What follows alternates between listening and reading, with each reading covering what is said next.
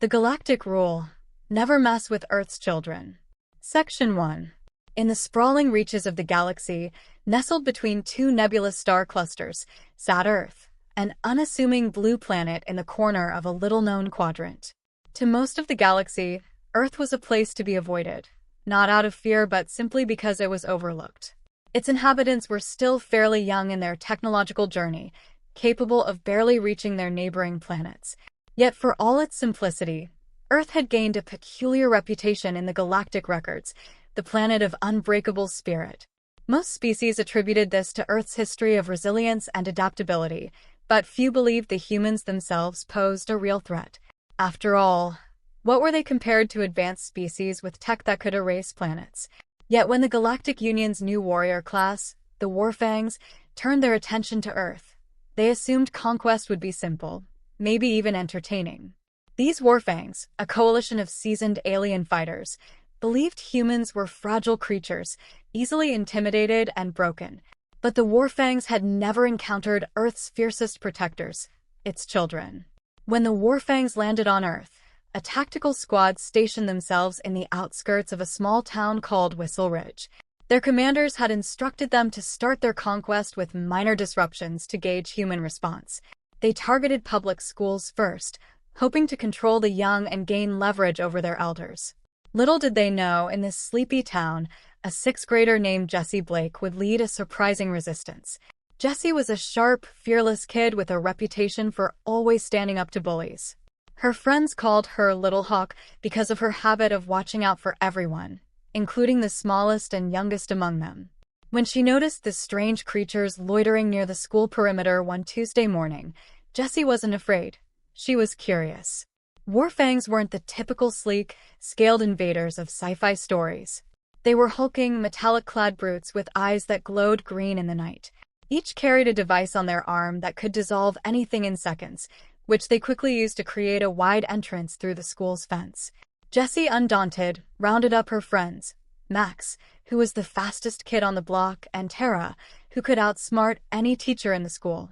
They were curious too, and by the time they got close enough to see the Warfangs lumbering through the playground, they were huddling in the bushes, hiding and watching with wonder.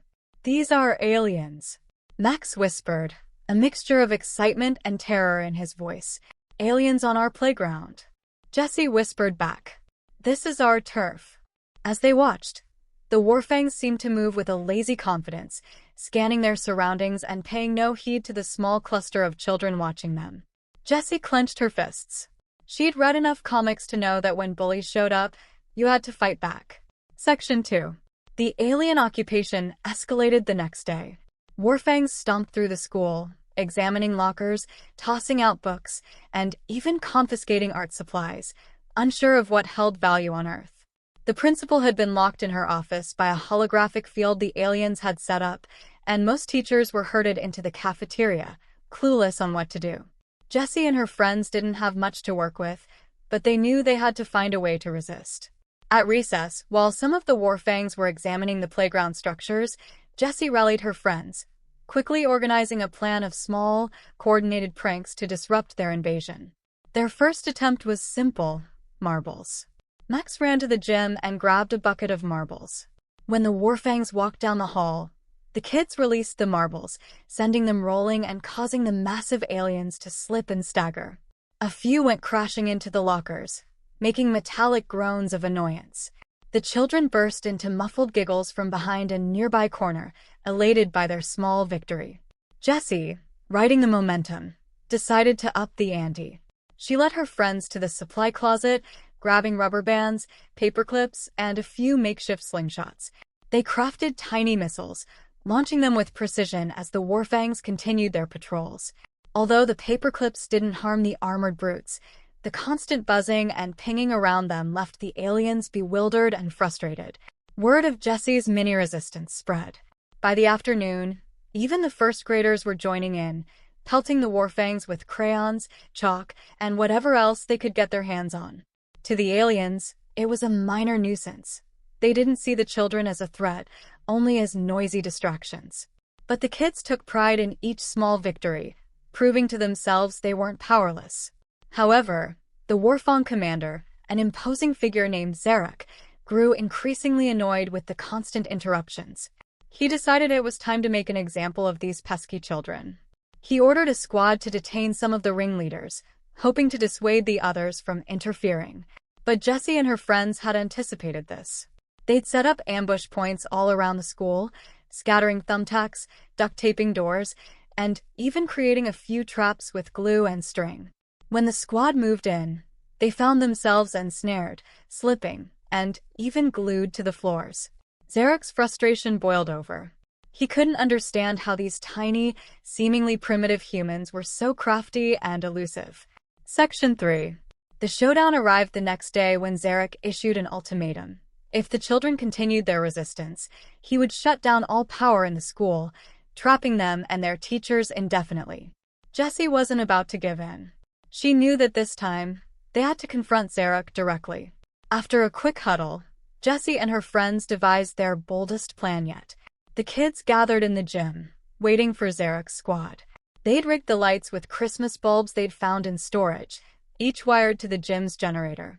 When the aliens arrived, the kids triggered the lights, flooding the room with a blinding glow that forced the Warfangs to shield their sensitive eyes. Amid the chaos, Jessie took center stage, climbing onto a table to get Zarek's attention. "Hey, metalhead. You think you can just stomp around our school like you own it?" she taunted, her voice steady and defiant. "This is our playground, and we don't let bullies push us around." Zarek snarled, his voice booming. "Insolent creatures. I am the commander of the Warfangs. You are children, powerless and insignificant." Jessie smirked. "You clearly don't know Earth, kids. We don't back down." With a nod from Jessie, her friends sprang into action. They activated their makeshift weapons, rubber band shooters, slingshots, and even squirt guns filled with a vinegar solution.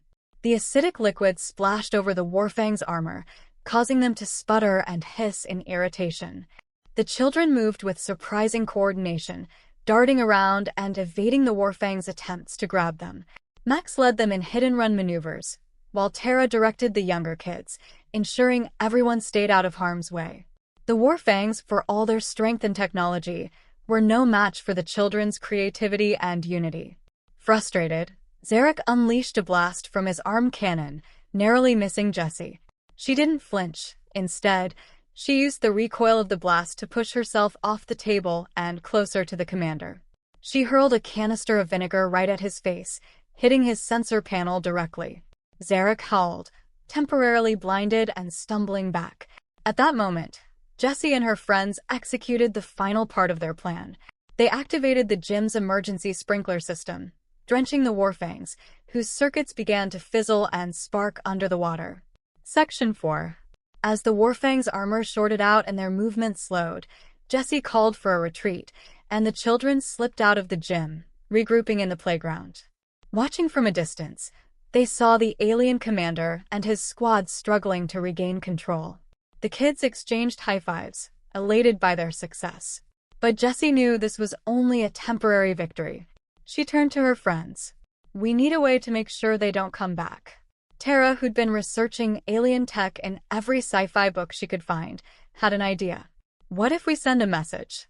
Something that tells them Earth isn't worth the trouble?" Max nodded. "Like a warning? Something big and scary?" Jessie thought for a moment before smiling. "Exactly. And I know just how to do it." With a plan in place, they raced to the principal's office, where Jessie used the intercom to hack into the school's PA system. She projected her voice across the playground, hoping it would reach the aliens. "Attention, Warfangs. You have underestimated us.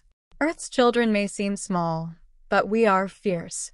We defend our world with creativity and courage, and we are united against any invaders. Go back to your galaxy and tell them Earth is off limits. We may be young, but we are warriors." Her voice echoed across the grounds, and even the teachers who had been listening couldn't help but smile at her bravery.